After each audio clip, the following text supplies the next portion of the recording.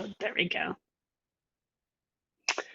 So, welcome. This is Karen and June with Moon Hill Mystery School and Dreaming Brigid Awake. So, Dreaming Brigid Awake is a 6-month program that June and I are offering in Olympia, Washington. So, we are here today to talk a little bit about the class that we're offering, which incorporates astrology and folk magic and herbal medicine. And we're going to share a little bit of information about the course and the format and the way that we'll be doing this work with any of you who are adventurous enough to say yes.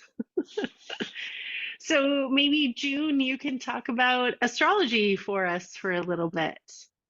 Yeah, of course.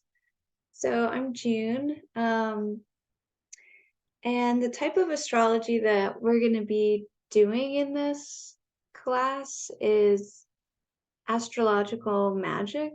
And so we won't really be doing natal astrology. We won't really be learning about our own charts, but we'll be learning about how to connect with planets and stars. And so we'll be focusing on the 7 traditional planets, which can be thought of as parts of our psyches, psychological aspects, and also spiritual beings that we can connect to. So when we connect to the planets, we connect to those aspects within ourselves and to those aspects in the world around us. So we're learning to make bridges, make connections, and to know ourselves more deeply. So we'll be doing things like group rituals to connect with certain planets. And we'll also be doing things, you'll be learning how to create your own rituals to connect with the planets. And yeah, we'll be creating that bridge. Yeah, I think that's there's a lot of rules in traditional magic, but we won't necessarily be taking a super rules-based approach. We'll be taking a very intuitive approach because the goal is really for self-knowledge and for connection, deeper connection with the self.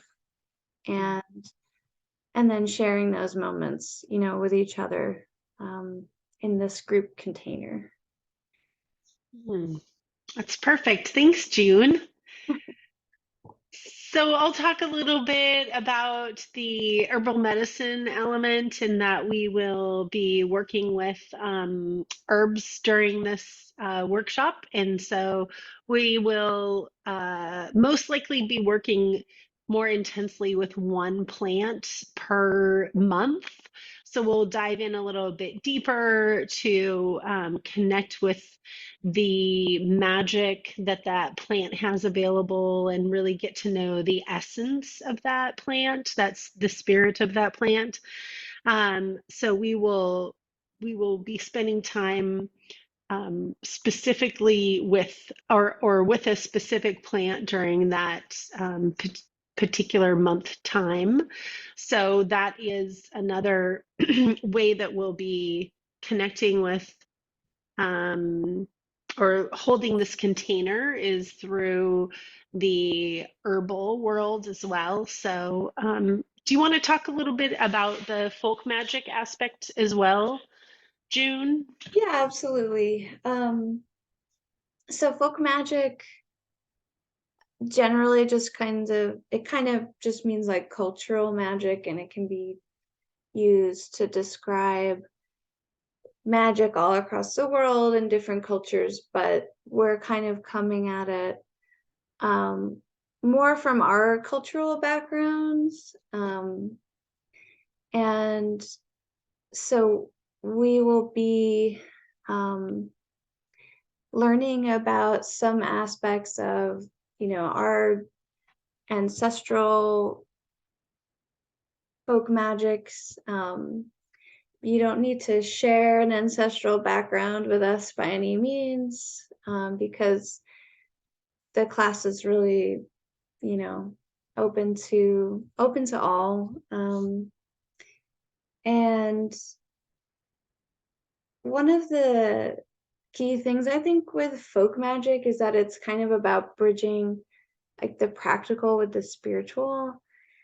And so, and it's often really about bridging um, like the land and the people together also. Mm, Um, and so we'll be kind of, astrological magic is a type of folk magic, right? That falls under that bigger umbrella. But we'll also be, connecting with plants magically. We'll be making charms. We'll be learning about the role of the traditional folk healer. mm, And we'll be thinking about, what does magic mean to us?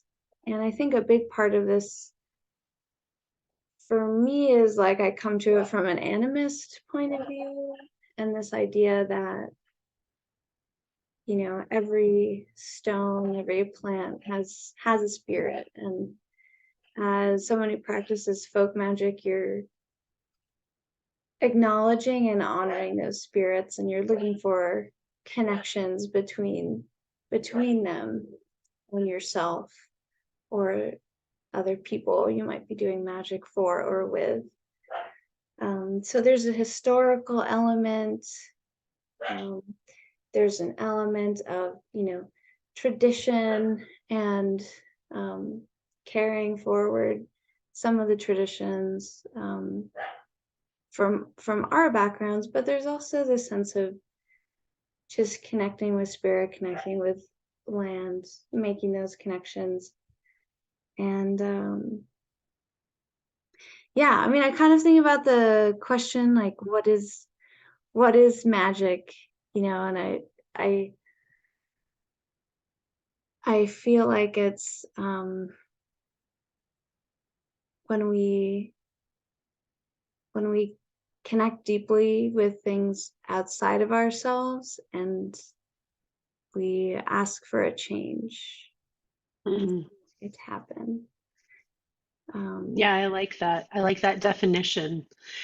June and I also happen to share the same Irish heritage.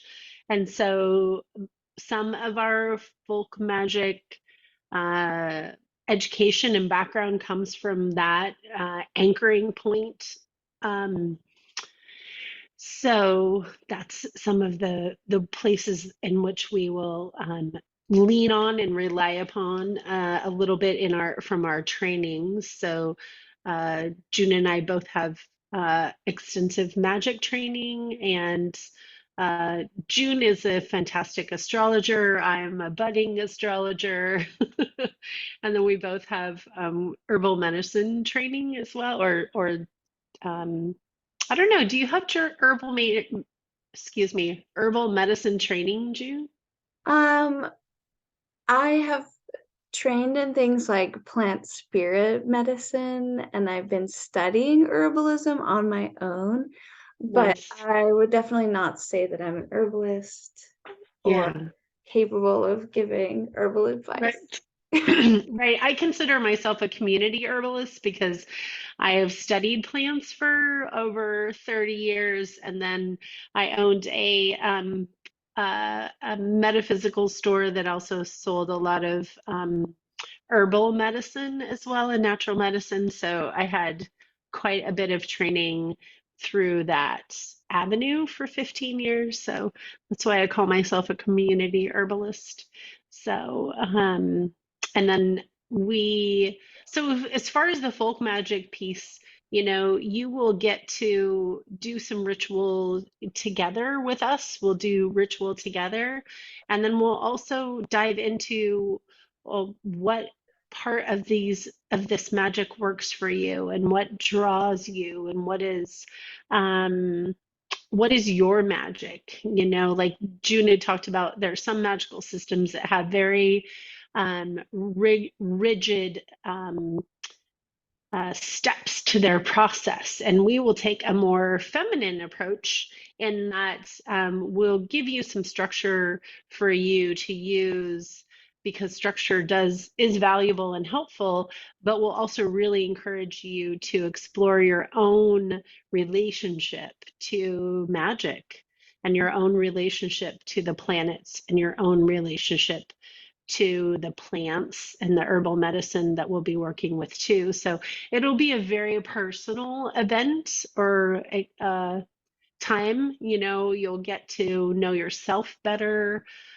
Certainly, June and I believe that this container that we're creating is really ripe for healing, and ripe for personal transformation and personal discovery. So, our intention is to hold a really rich container for you to discover your gifts and skills, maybe that have been applied in other parts of your life, but maybe not have been as readily available to this moment in time.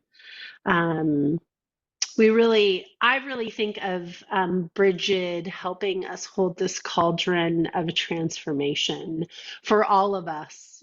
June and I taking our training and background to hold this container for this group of people. And it's not a huge group. Our intention is to hold a maximum of 13 people. So it will be, an intimate setting where we get to reveal ourselves and to one another through this process. So, really connecting, uh, connecting to, like June also mentioned, connecting more deeply to nature, and to the astrological aspects of these planets, is really opening the door to a greater understanding of self. So, maybe June, you could speak a little bit about your background in history, just to give people a little bit of information about where you're coming from and what kind of training you've done before.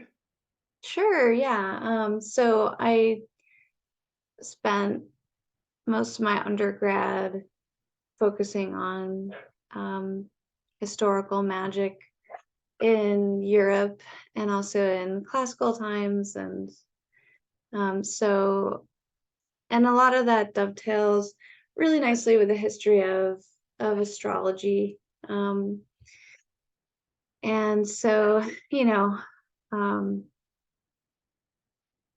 ancient, some ancient sources, Mesopotamia, Egypt, um, Greece and Rome, of course, that's kind of the classical time period and the classical influences.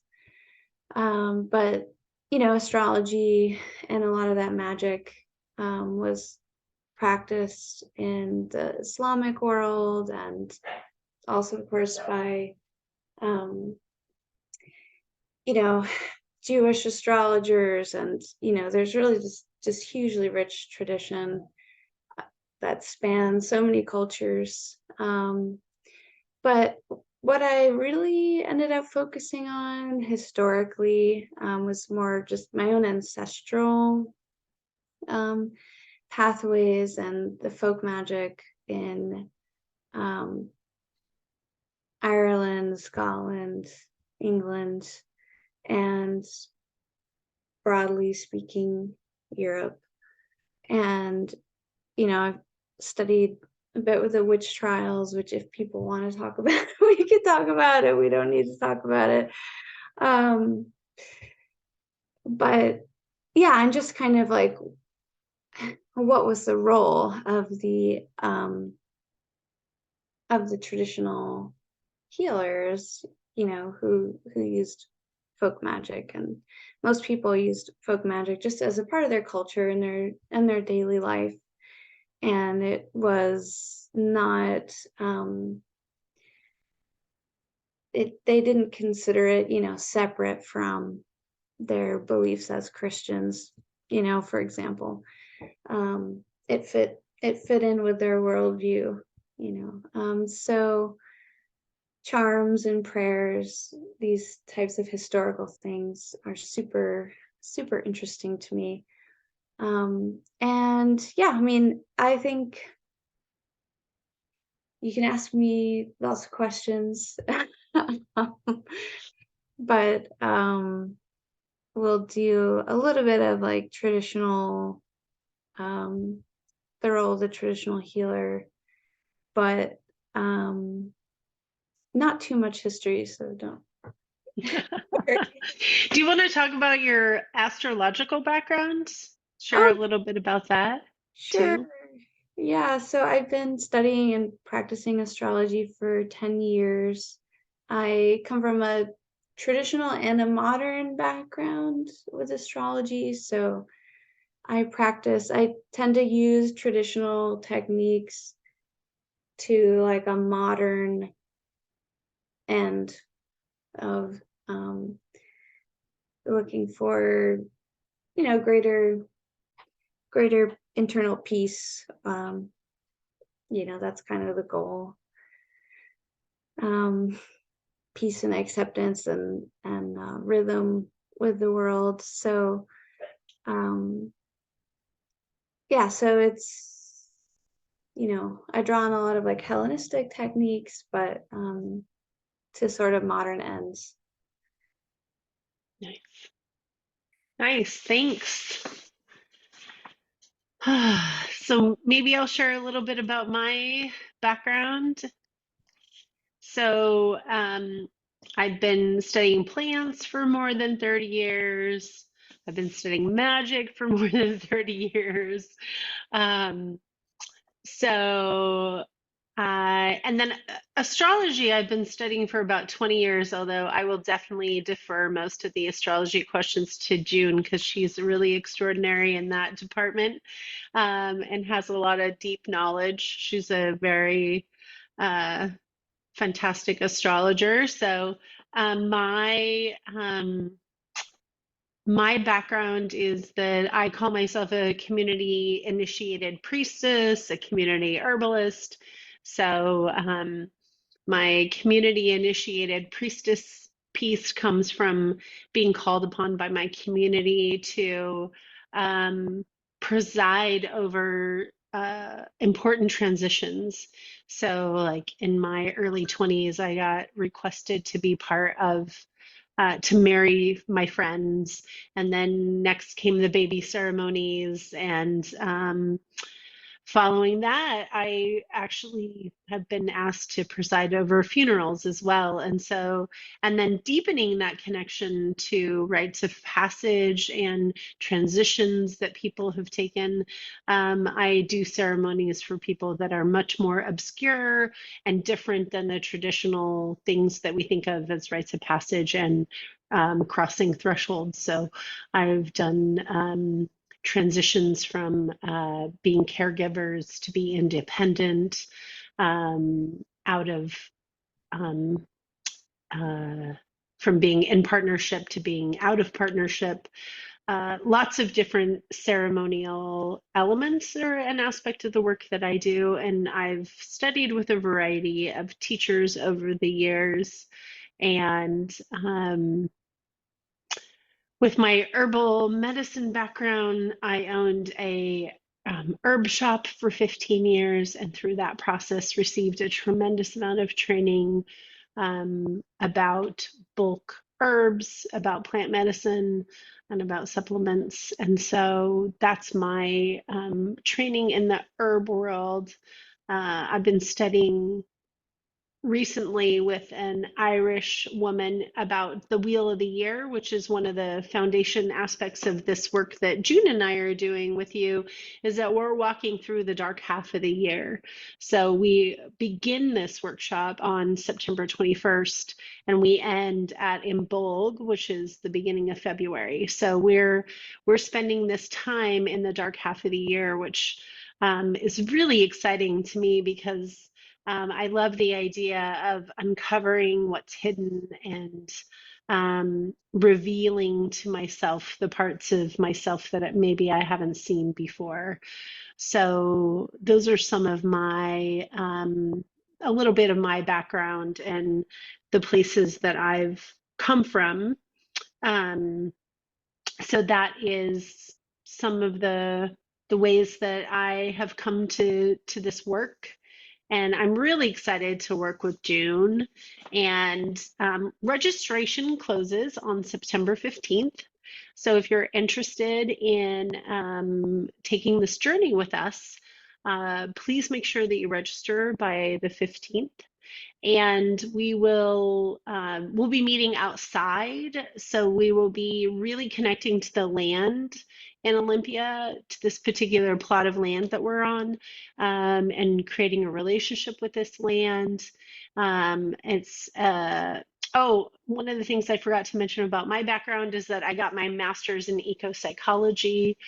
So that's another way that I'm kind of weaving into this work, is like how we connect with our environment. So some things to just keep in mind that really relating to Earth is part of this work that we're doing. And we do have a couple options for registration, in that you can pay for the entire 6 months in advance, or you can make 4 payments. So those are some of the ways that we are trying to make it easier on people. And then we also have 3 different price structures. So we have a supporter price structure, which means that you pay a little bit more than everybody else so that we can offer scholarships. And then we have a standard price structure, which is what it costs for us to do this class. And then we have a scholarship-based amount that is lower than those, so that people who have less economic ability to pay have a way to be able to still participate, but at a lower price. So I think those might be all of the details. Oh, I guess we didn't say this is in person. This will be one Saturday a month, September through February, and a, and several Thursdays. So it's almost 2 Thursdays a month, although November we have 3 Thursdays and December we only have one, so that we can accommodate, the kind of busy time of the year for some people who celebrate those holidays. So, and we'll meet for a long day on a Saturday, and our Thursday classes are from 4 to 6, so they're in the late afternoon. And they're almost every other Thursday, but not quite. So I don't know, June, are there any other details that I might be missing that would be helpful for people to hear and know about? So Thursdays are 4 to 6, maybe you said that, and Saturdays are 10 to 4. Yeah, yeah, Yeah. yeah. I think that's everything. Okay. Well, feel free to ask us questions. We'll be posting these videos on a number of different social media sites. And so if there's a way to comment, then feel free to drop a question in there. Or you can go to moonhillmysteryschool.com to register. And you can also send an email through that website if you have a question too. And that email will go to me, but I can get that info to June if you have a question for June specifically as well. And June, do you want to mention your website? Sure, it's just juneroseastrology.com, and my Instagram is juneroseastrology. Excellent.